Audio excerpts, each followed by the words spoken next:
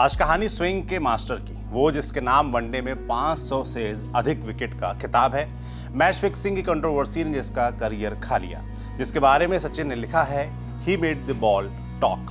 किताबी बातों में आज पढ़ी गई पाकिस्तानी क्रिकेटर वसीम अकरम की किताब सुल्तान। नमस्ते, मेरा नाम है सौरभ और आप देख रहे हैं किताबों से रिलेटेड हमारा डेली शो किताबी बातें। वसीम अकरम को बाएं हाथ का बेस्ट पेसर माना गया है। वो पाकिस्तान की 1992 की विश्व विजेता टीम के भी सदस्य थे।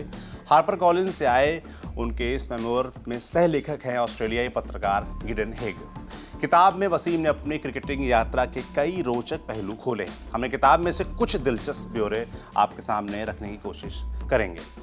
शुरू करते हैं बाउंसर और सॉरी के किस्से से। ये वो वक्त था जब वो नए नए टीम में आए। सामने थे वेस्टइंडीज के धाकड़ बल्लेबाज विवियन रिचर्ड्स।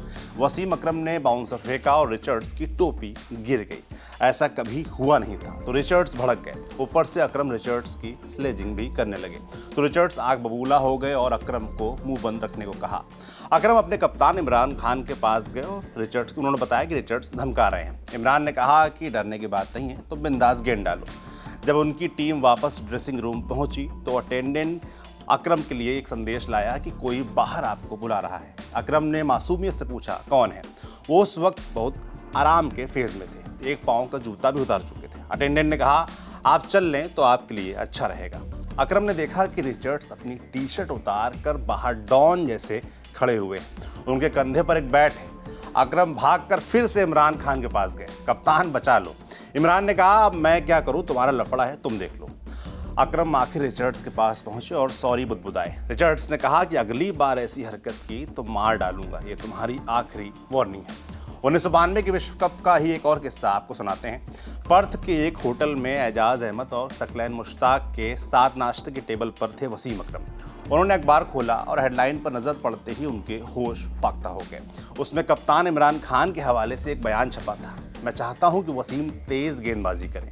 रपट में आगे लिखा था कि इमरान चाहते हैं कि वो फास्ट और डराने वाली बॉलिंग करें, वाइड और नो बॉल की चिंता ना करें। वसीम किताब में लिखते हैं कि ये पब्लिक मैंडेट था। वसीम ने सिवाय मेरे पूरी दुनिया को बता दिया था कि वो मुझसे क्या चाहते हैं। अपने प्रीमियम खिलाड़ी को मोटिवेट करने का ये कप्तान इमरान का अपना तरीका था। इसका परिणाम सुखद आया भी। वसीम ने ऑस्ट्रेलिया के खिलाफ 28 रन देकर 2 विकेट निकाले थे और पाकिस्तान ये मैच 48 रन से जीत गया था। इंग्लैंड के खिलाफ मेलबोर्न में जब पाकिस्तान ने 1992 का विश्व कप जीता, उस ऐतिहासिक लम्हे के बारे में वसीम किताब में लिखते हैं कि जैसे ही इमरान ने वो आखिरी विकेट ली, हम सब सुकून और धन्यवाद में अपने खुदा के आगे घुटनों पर बैठ गए। वो रमज़ान का 18वां दिन था और पाकिस्तान में शाम होने को थी। लोग बस अपना रोज़ा खोलने ही वाले थे, जैसे हमने वर्ल्ड कप में अपना रोज़ा खोल दिया था। वसीम ऐसा इसलिए कह रहे हैं क्योंकि साल 1992 में पाकिस्तान ने पहली बार कोई वर्ल्ड कप जीता था। वसीम ने यहाँ वेस्ट इंडीज़ में हुए एक खराब अनुभव को भी दर्ज किया है। ये वर्ल्ड कप के बाद का वो दौर था जब वसीम अकरम को पाकिस्तान का कप्तान बनाया गया था। बोर्दा में इंडीज़ के साथ मैच टाई हुआ। वसीम का मन इससे उखड़ गया था। उन्होंने एक छोटा प्लेन लिया और पहले तो गए जॉर्ज टाउन से बारबाडोस, फिर एक और प्लेन से पहुंचे ग्रेनेडा। वो समंदर के पास वाला सबसे खूबसूरत इलाका था। वसीम ने समंदर की सैर की, एक होटल में पहुंचकर खाना खाया। उन्हें रम की एक बोतल ऑफर की गई। यहाँ तक सब कुछ सुंदर और शांत चल रहा था, पर अब आएगा कहानी में ट्विस्ट। 3 अंग्रेज महिलाएं उनके साथ आकर बैठी। उम्र में 40 के पड़ाव पर वे महिलाएं ऑफिस में सेक्रेटरीज थी जो टूर के लिए वेस्ट इंडीज आई हुई थी। वसीम के साथ 4 और पाकिस्तानी प्लेयर थे, वकास यूनुस, मुश्ताक अहमद, मोइन खान और आकिब जावेद। जैसे ही घड़ी में 10 बजे मोइन अली होटल निकल गए। इतने में किसी एक महिला ने कहा कि क्या वो जॉइंट लेना चाहेंगे। जॉइंट लेने का मतलब होता है चरस या गांजे का सेवन, जो कि सेहत के लिए हानिकारक होता है। पहली बार में इन लोगों ने कहा कि वो अमूमन स्मोक नहीं करते हैं। वसीम लिखते हैं कि फिर हमें लगा कि एक पफ में क्या ही नुकसान होगा। इससे पहले कि ये कुछ जान पाते, सादी वर्दी पहने कुछ पुलिस वाले आ गए और उन्होंने चिल्लाकर आदेश देना शुरू कर दिया। इस बीच वो अपनी बंदूकें भी लहरा रहे थे। वकार और आकिब शॉक्ड थे। मुश्ताक ने तो रोना शुरू कर दिया था। वसीम खुद बहुत जल्दबाजी में उठे, ऐसे कि उनका माथा लोहे की किसी पैनी चीज से टकराया जिससे एक गहरा घाव हो गया था और उससे बहुत खून बह रहा था। पुलिस ने उनकी जेबें खंगाली। वसीम लिखते हैं कि उन्हें कुछ भी आपत्तिजनक नहीं मिला था, लेकिन पास में एक महिला के बैग में से कुछ टुकड़े मिले।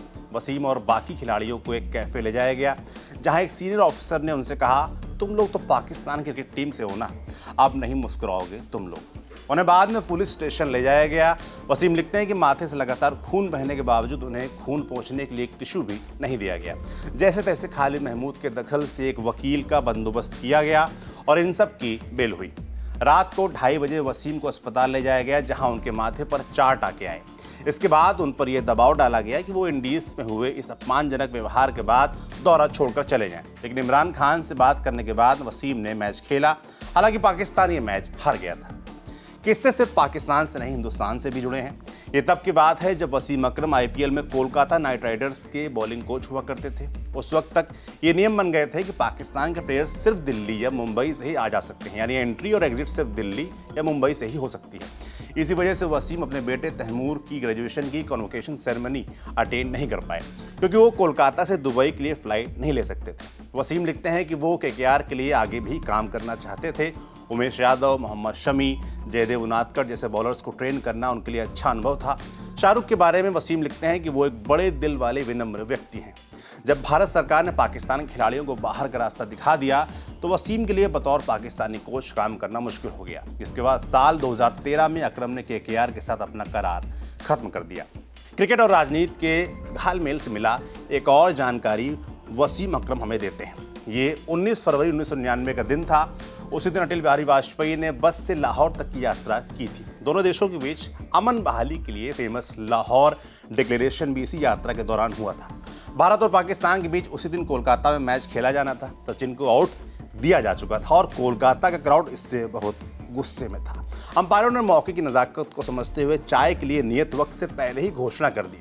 बीसीसीआई के तब के मुखिया जगमोहन डालमिया ने तब तेंदुलकर को आगे किया और उन्होंने आकर ईडन गार्डन का माहौल शांत कराया और एक मैसेज मैदान की बड़ी सी स्क्रीन पर तैर रहा था, जिसका मजमून था कैलकाटा लव्स क्रिकेट, कृपया ईडन गार्डन की परंपराओं का सम्मान करें। सबको 1996 में हुए भारत श्रीलंका मैच के बाद की घटनाएं याद थी, जब स्टेडियम में आग लगा दी गई थी। लेकिन यहाँ ऐसा कुछ नहीं हुआ और मैच अपनी पूरी गति से पूरा हुआ। हम भी ये एपिसोड यहीं पर पूरा करते हैं। आप देख रहे थे किताबी बातें। आपके लिए ये एपिसोड लिखा था हमारे साथी दीपक ने। देखते रहिए दी लल्लन टॉप। शुक्रिया।